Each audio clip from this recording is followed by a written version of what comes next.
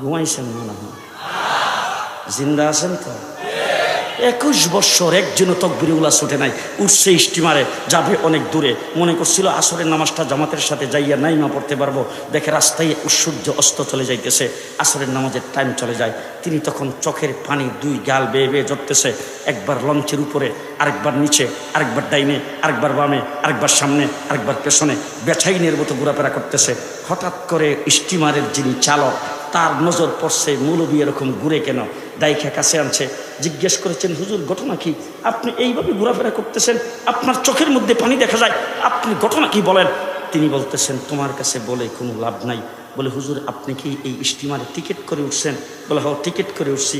তাইলে আপনি যদি টিকিট করে থাকেন, তাইলে আপনি আমার কাছে বন্দী হয়েছেন, আপনার কোনো সমস্যা দেখার দায়িত্ব আমার, আপনার কোনো অসুবিধা হইলে সেটা দেখার দায়িত্ব আমার, সমাধান করার দায়িত্ব আমার কাছে না বললে আপনি বলবেন কার কাছে? বলতেই হবে। তখন রশিদ আহমদ গঙ্গোহী চোখের পানি ছেড়ে ছেড়ে বলছেন, 21 বছর পর্যন্ত তাকবীরুল কাজা করি নাই, আজকে তোমার স্টিমার উঠার কারণে আমার আসরের নামাজ কাজা হয়ে যাচ্ছে। আমি গোটা স্টিমারে তালাশ করে একজন মুসলমান পেলাম না যে তাকে মুক্তাদি বানায় আমি তাকবীরুল্লাহর সাথে নামাজটা আদায় করব। চোখের পানি আর কান্না দেখে স্টিমারের চালক ডাক দিয়ে বলেছেন, মাওলানা সাহেব আমাকে এইমাত্র কালিমা পড়ে মুসলমান বানায়া মুক্তাদি বানায় আপনি নামাজ আদায় করেন।